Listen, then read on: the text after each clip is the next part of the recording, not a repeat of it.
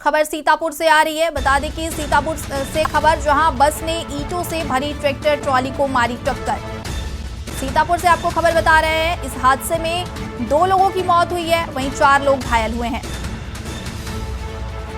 बता दें कि घायलों को जिला अस्पताल में भर्ती कराया गया है। महोली कोतवाली इलाके में हुआ ये दर्दनाक हादसा, जहां बस ने ईंटों से भरी ट्रैक्टर ट्रॉली को मारी टक्कर।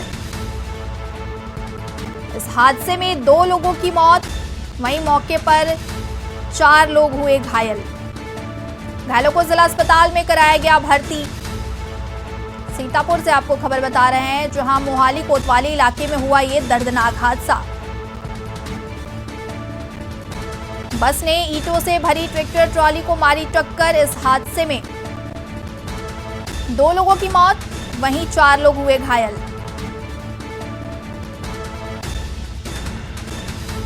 इस खबर पर हमारे साथ ज्यादा जानकारी के लिए जुड़ रहे संवाददाता अबरार अली। अबरार जी, जिस तरीके से ये घटना हुई है, 2 लोगों की मौत हुई है, 4 लोग घायल हुए, क्या कुछ और जानकारी है? जी, आपको बताना चाहूंगा, सीतापुर के थाना महोली क्षेत्र के का मामला है, जहां पर ईंटों भरी जो ट्राली थी उसमें रोडवेज बस ने टक्कर मार दी, जिसमें 2 लोगों की मौके पर ही मौत हो गई है और 4 लोगों का इलाज जिला अस्पताल में किया जा रहा है। बताया जा रहा है कि यह हादसा वो हुआ कि कोहरे के चलते ये हादसा हो गया है, जिसमें ये 2 लोगों की मौत हुई है और ये दोनों लोग हरदोई जिले के रहने वाले थे और सीतापुर महोली थाना क्षेत्र में जा रहे थे और वहीं पर तेज रफ्तार रोडवेज ने इन्हें टक्कर मार दी है। जी बिल्कुल। और अबरार जी, अभी जो 4 घायल हैं, उनकी क्या स्थिति है, कैसी अभी उनकी हालात है? उनकी हालत काफी अभी नाजुक बनी हुई है जी। अभी उनका इलाज भी चल रहा है और जो मृत हुए थे उनके शव को पोस्टमार्टम के लिए पुलिस द्वारा भेज दिया गया है। जी बिल्कुल अबरार जी, इस तमाम जानकारी के लिए आपका बहुत बहुत शुक्रिया। बता दें कि बस ने ईंटों से भरी ट्रैक्टर ट्रॉली को मारी टक्कर, 2 की मौत, 4 घायल।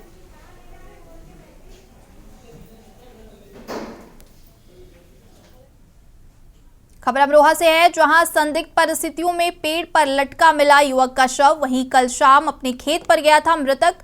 मौत की सूचना मिलते ही परिवार में मचा कोहराम। सूचना मिलने पर मौके पर पहुंची पुलिस ने शव को पोस्टमार्टम के लिए भेजा। पुलिस पूरे मामले की जांच में जुटी। धनोरा थाना क्षेत्र के गांव हलपुरा का है ये मामला।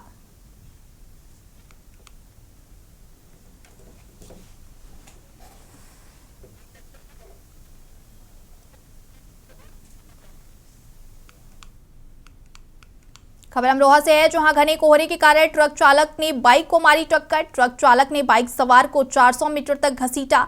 वहीं दर्दनाक सड़क हादसे में बाइक सवार की जलकर हुई मौत। घसीटते समय निकली चिंगारी से ट्रक और बाइक में लगी भीषण आग। आपको बता दें कि भूसी से लदा ट्रक मुरादाबाद से दिल्ली दिशा की ओर जा रहा था। हादसे के बाद ट्रक चालक मौके से फरार हो गया। मौके पर पहुंची दमकल की टीम ने घंटों की मशक्कत के बाद आग पर काबू पाया। पुलिस ने मृतक युवक के शव को कब्जे में लेकर पोस्टमार्टम के लिए भेजा। थाना रजपरपुर क्षेत्र के नेशनल हाईवे 9 पर यह हादसा हुआ।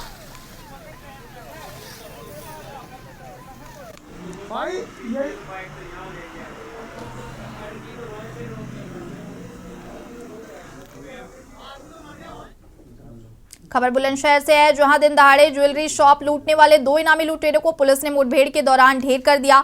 वहीं मुठभेड़ के दौरान 2 सिपाही व 1 दरोगा गोली लगने से घायल हो गए, जबकि कोतवाली नगर के 2 निरीक्षक बाल बाल बच गए। बदमाश की गोली निरीक्षकों की बुलेट प्रूफ जैकेट में लगी थी। बुलंदशहर कोतवाली क्षेत्र में इनामी लुटेरा आशीष और पहासू थाना क्षेत्र में इनामी लुटेरा अब्दुल मुठभेड़ में ढेर हुए। लुटेरों के कब्जे से लूटे गए आभूषण, पिस्तल, तमंचे, कारतूस, बाइक आदि बरामद किया गया। पुलिस बदमाशों के शवों का पंचनामा भरकर पोस्टमार्टम की तैयारी में जुटी है। जनपद बुलंदशहर पुलिस अपराधियों पर कहर बनकर टूट रही है। लगातार एक के बाद एक पुलिस मुठभेड़ के दौरान बदमाश पुलिस की गोली का निशाना बन रहे हैं।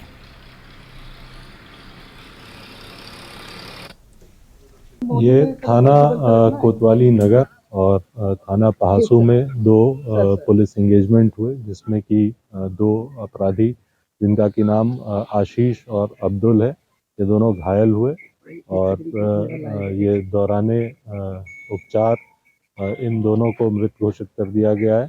इस संबंध में हम लोग अन्य अग्रिम विधिक कार्रवाई कर रहे हैं और इस कार्रवाई के दौरान कुछ हमारे कर्मचारी भी चोटिल हुए हैं। वो इलाजरत हैं, उनको हॉस्पिटल में भर्ती कराया गया है और अग्रिम विधिक कार्रवाई इसमें की जा रही है। ये दोनों के दोनों जो अपराधी हैं ये 50,000 के इनामिया अपराधी हैं। खबर बाराबंकी से है, जहां जिले में आईपीएल की तरह ही जेपीएल यानी जेल प्रीमियर लीग का बेहद दिलचस्प आयोजन किया गया। कभी चाकू और बंदूक का इस्तेमाल करके आपराधिक वारदातों का अंजाम देकर जेल तक पहुंचने वाले बंदियों ने बैट और बॉल को थामा। जेपीएल में बंदी और जेल स्टाफ की कुल 10 टीमों के बीच मुकाबला हुआ, जिसमें से तेंदुलकर और द्रविड़ टीम फाइनल मुकाबले तक पहुंची, जिसमें से तेंदुलकर टीम ने जेल स्टाफ की द्रविड़ टीम को बेहद शानदार मुकाबले में हराया। इस दौरान हाथों में बैट बॉल थामे कैदियों में खेल भावना दिखी और इस दौरान कई गैंगस्टर क्रिकेटर के रूप में भी नजर आए। फिर उठा दिया है और ये गेंद पेड़ से टकराती हुई। माननीय हमारे अधीक्षक महोदय द्वारा निर्धारित किया गया था जेपीएल जेल प्रीमियर लीग चल रही थी। इसमें जेल की 10 टीमों ने हिस्सा लिया था और तेंदुलकर टीम और द्रविड़ टीम फाइनल तक पहुंची। तेंदुलकर टीम उसमें सबके सहयोग से विजयी हुई और माननीय अधीक्षक साहब महोदय का हम लोग आभार व्यक्त करते हैं समस्त कैदियों की तरफ से, बंदियों की तरफ से, माननीय हमारे डिप्टी साहब से श्यामाचरण जी, माननीय डिप्टी साहब मनीष जी, जिनके सानिध्य में ये जेल में गैंगस्टर क्रिकेटर बन रहे हैं और तालियों और किलकारियों के बीच बंदियों का समय और प्रिपरेशन से मुक्ति मिली है। अच्छा माहौल जेल के और शासन का भी अच्छा संदेश बंदी सुधार के लिए चाहिए। तो कोर्ट की विंटर वैकेशन रही थी तो उसमें सोचा था क्यों ना बंदियों का एक जो मानसिक थकान होती है उसे दूर करने के लिए कुछ मनोरंजन किया जाए। तो सबसे सूटेबल चीज़ हमें यहाँ पे क्रिकेट का आयोजन लगा। उसी के लिए हमने यहाँ पे जेल प्रीमियर लीग का आयोजन किया था, जिसका आज फाइनल हुआ। खबर बदायूं से है, जहां ब्लॉक उसावा क्षेत्र की ग्राम पंचायत रिजोला में एक के बाद एक घोटाले हो रहे हैं, जहां ग्राम प्रधान यादवेंद्र और सचिव ने मिलकर घोटाला किया है। रिजोला में नाला निर्माण और खेल मैदान में भी घटिया सामग्री लगवाई गई, जिससे ग्रामीणों में काफी रोष व्याप्त है। उन्होंने बताया कि ग्राम प्रधान और सचिव मिलकर मनरेगा और विकास कार्यों में घोटाला कर रहे हैं। उन्होंने कहा कि उच्च अधिकारियों से कई बार शिकायत की जा चुकी है, लेकिन अभी तक प्रधान और सचिव पर कोई कार्रवाई नहीं हुई है और न ही विकास कार्यों में कोई सुधार हुआ है। कुछ कार्य तो ऐसे भी हैं जिनका पैसा ग्राम प्रधान और सचिव ने निकाल लिया है, मगर काम नहीं कराया है। अगर इनकी जांच कराई जाए तो बड़ा घोटाला सामने आएगा। आओ है तो आलू आगे पीछे आओ है, हमारे सामने थोड़ा आओ। अच्छा, नाला बन रहा है, पीला ईंट लग रही है। प्रधान का नाम क्या है? अरविंदर यादविंदर। तो इसकी शिकायत नहीं की किसी से आपने? हमारी शिकायत तो नहीं से करी, हमारे तो नालो फालो सब चलो। अच्छा, चलिए। ये जो नाला बन रहा है तो नाला किस हिसाब से बनना है, कैसे बनाया जा रहा है? वो तो जब थोड़ा बनी हो तो ये फौरन मकाना प्लास्टर भी हो जाता। अच्छा, उस पर प्लास्टर कर देते ताकि ईंटें ना दिखें। हरदोई में पुलिस से इंसाफ मांगना बेहद मुश्किल भरा काम हो गया। यहाँ न्याय के लिए गुहार पर कोतवाल का थप्पड़ मिलता है। लापता पिता का शव नहर में मिलने के बाद जब पीड़ित अफसर से न्याय की गुहार लगाने आए तो शहर कोतवाल ने पीड़ित के थप्पड़ जड़ दिए, जिससे वो नाले के किनारे जा गिरा और उसके मुंह से खून आ गया। घटना का वीडियो अब सोशल मीडिया पर जमकर वायरल हो रहा है। फिलहाल पूरे मामले में पुलिस की किरकिरी होने के बाद अधिकारी से जांच करवाने की बात कह रहे हैं।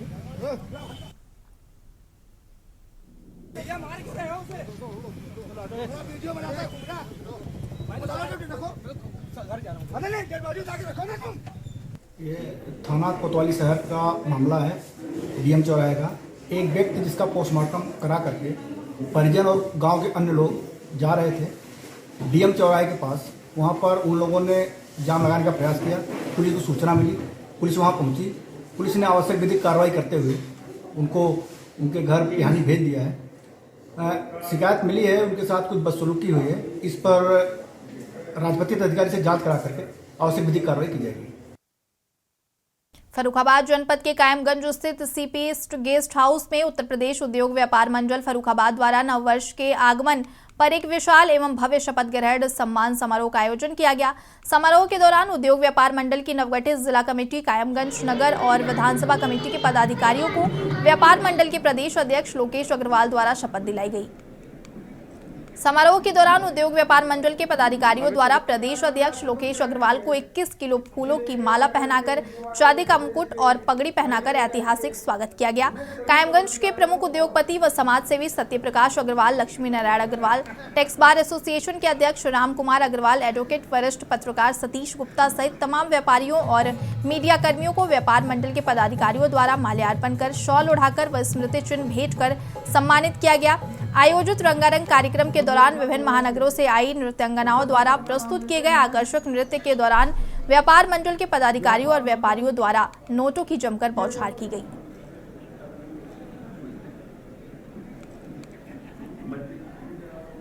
पवित्र गुप्ता, जौनपुर जिले में आज एंटी करप्शन ब्यूरो ने बड़ी कार्रवाई करते हुए पीडब्ल्यूडी ऑफिस के बाबू को चाय की दुकान से 45,000 रुपए नगद रंगे हाथ पकड़ लिया।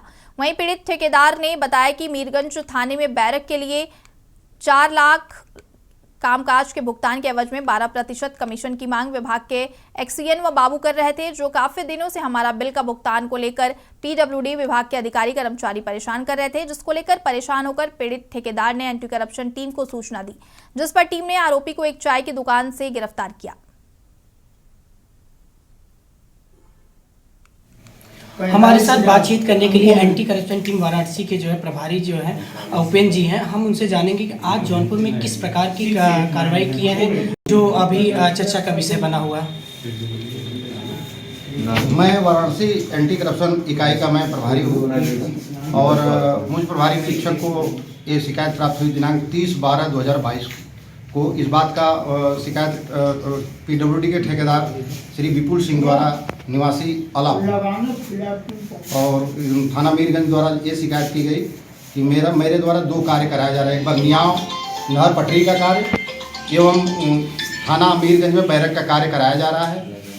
बगनियाव नहर पटरी पर जो कार्य मेरे द्वारा कराया गया उसमें 4.5 लाख का भुगतान हो चुका है, जिसका कमीशन का पैसा जो है पीडब्ल्यूडी के बाबू श्री जोगेंद्र यादव द्वारा रिश्वत की मांग की जा रही थी। और ये भी कहा गया कि अगर कमीशन का पैसा अगर नहीं देंगे तो अगला भुगतान जो आपका थाना मीरगंज में बैरक का कार्य चल रहा है उसका भुगतान रोक दिया जाएगा। सर, इतनी बड़ी कार्रवाई थी और इसको किस प्रकार से तैयारी करके और कितने समय लगा इस कार्रवाई को करने के लिए। 30/12/2022 को जब सूचना मिली तभी से हम लोगों ने अपनी तैयारी शुरू कर दी और इस जो उनकी वार्तालाप थी उस वार्तालाप का भी ऑडियो सुना गया और इसके बाद ऊपर के जो हमारे अधिकारी हैं मुख्यालय स्तर पर बैठे हैं पुलिस अधीक्षक महोदय के कुशल निर्देशन में इस कार्रवाई का आयोजन किया गया और टीम का नेतृत्व मेरे इकाई संगठन इकाई में नियुक्त श्रीमती संध्या सिंह द्वारा किया गया और उनके द्वारा पूरी योजना बनाते हुए आज दिनांक 2/1/2023 को पीडब्ल्यूडी कार्यालय के सामने शैलेंद्र साहू की चाय पान की दुकान के पास से उनको रंगे हाथ 45,000 रुपये रिश्वत लेते गिरफ्तार किया। खबर आगरा से आ रही है, जहां एएसआई दफ्तर के बाहर जोरदार प्रदर्शन किया जा रहा है। आगरा से आपको खबर बता रहे हैं, जहां एएसआई दफ्तर के बाहर जोरदार प्रदर्शन, हिंदुवादी संगठन ने नारेबाजी और प्रदर्शन किया।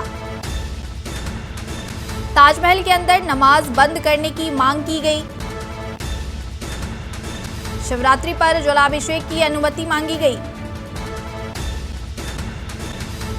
ताजमहल के अंदर नमाज बंद करने की मांग की गई। शिवरात्रि पर जलाभिषेक की अनुमति मांगी गई। बता दी कि एएसआई कार्यालय के बाहर प्रदर्शन, सुनवाई नहीं होने पर कोर्ट जाने की दी गई धमकी। एएसआई दफ्तर में नारेबाजी के बाद सौंपा गया ज्ञापन। एएसआई दफ्तर के बाहर जोरदार प्रदर्शन, हिंदुवादी संगठन ने नारेबाजी और प्रदर्शन किया।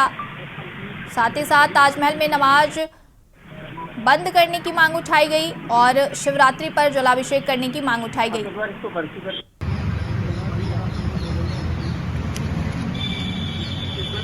एक आरटीआई लगाई थी एएसआई गवर्नमेंट ऑफ इंडिया को, उसमें ये पूछा था जो ताजमहल के अंदर जो नमाज हो रही है किसी मुगल शासक के आदेश से या ईस्ट इंडिया कंपनी या ब्रिटिश ऑर्डर के आदेश से या भारत सरकार के किस आदेश से हो रही है, तो उसके जवाब में ये कहा गया कि ऐसा कोई भी आदेश हमारे पास मौजूद नहीं है। तो हमने इनको ये बाई हैंड एक ज्ञापन के माध्यम से नोटिस दिया और इनसे कहा इस नमाज को बंद करें। साथ ही हमें जो शिवरात्रि हमारा पावन पर्व आता है उस पर हमें तेजो महालय के अंदर जलाभिषेक करने की अनुमति दी है। इस संदर्भ में ये ज्ञापन और नोटिस दोनों साथ साथ दिए गए हैं। कि आज हमारे ऐसे अनुपस्थित किसी मीटिंग में बिजी थे, तो ये ज्ञापन लेने की जिम्मेदारी मुझे दी गई थी और इन्होंने मुझे भारतीय हिंदू महासभा से मुझे ज्ञापन मिला है और अभी हम इसको पढ़ेंगे और आगे हम अपने अधिकारियों को भेजेंगे। ज्ञापन के माध्यम से मांग क्या करेंगे? उन्होंने नमाज ताजमहल में नमाज पढ़ने के लिए कहा है, तो उसको रोका जाए। इस खबर पर हमारे साथ ज्यादा जानकारी के साथ जुड़ रहे हैं संवाददाता अजेंद्र चौहान। अजेंद्र, जिस तरीके से एएसआई दफ्तर के बाहर ये जोरदार प्रदर्शन किया जा रहा है, मांगे उठाई जा रही है कि ताजमहल में नमाज को बंद किया जाए। देखिए, बिल्कुल साफ तौर से अगर बात की जाए आगरा में ताजमहल की, ताजमहल पर अधिकतर इस तरह के यहाँ जो धरना प्रदर्शन है, ताजमहल को हिंदूवादी संगठन तेजो महालय कहते हैं, कोई उसे जो दूसरे समुदाय के लोग हैं वो लगातार अपनी कब्रगाह बताते हैं शाहजहां की, मुमताज की।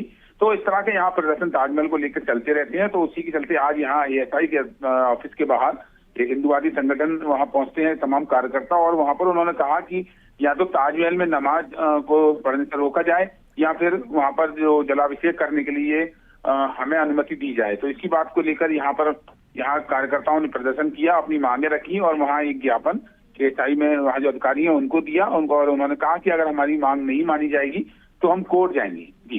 जी बिल्कुल, और जिस तरीके से ये लगातार प्रदर्शन चल रहा है और ये जो कार्यकर्ता वो बोल रहे हैं कि अगर मांगे नहीं मानी गई तो सीधा कोर्ट जाएंगे। हाँ बिल्कुल, लगातार इस तरह की मैंने बताया, पहले भी मैंने कहा कि ताजमहल को लेकर तमाम यहाँ जो बातें हैं सामने आती है, तमाम खबरें हमने न्यूज़ के माध्यम से दिखाई है कि कभी कोई कान्हा के रूप में आते हैं, कभी किसी भगवान के रूप में आते हैं। यहाँ जैसे कि अयोध्या से परमहंस जो है वो यहाँ पर आए थे कि मैं ताजमहल में जाकर जलाभिषेक करूंगा। तो इस तरह से ताजमहल को लेकर तमाम यहाँ पर इस तरह के विवादित बयान होते रहते हैं। लेकिन उससे एक बात तो तय है कि ताजमहल को देखने जो पर्यटक आते हैं, देसी विदेशी तमाम जो पर्यटक आते हैं, इस तरह के यहाँ जो माहौल यहाँ बनता रहता है, उससे कहीं ना कहीं एक आगरा की छवि जरूर धूमिल होती है। जी बिल्कुल अजेंद्र, इस तमाम जानकारी आपका बहुत बहुत शुक्रिया। बता दें कि एएसआई दफ्तर के बाहर कार्यकर्ताओं ने किया जोरदार प्रदर्शन।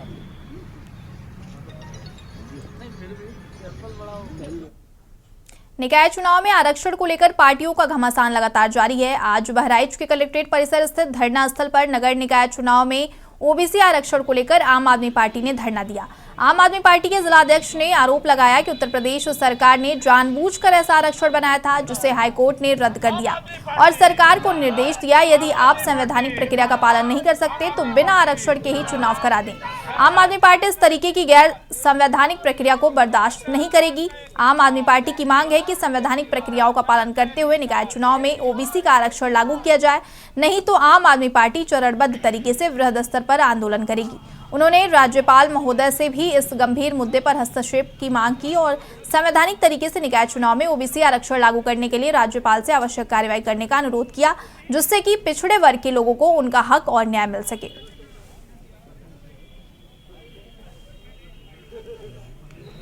सिंह नाम है मेरा, जिला अध्यक्ष आम आदमी पार्टी बहराइच।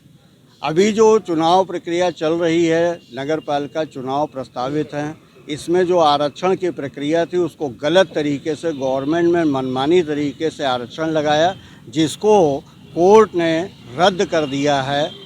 हम लोगों की मांग है कि जो कोर्ट के दिशा निर्देश हैं उस अनुसार आरक्षण को लगाया जाए और चुनाव कराया जाए।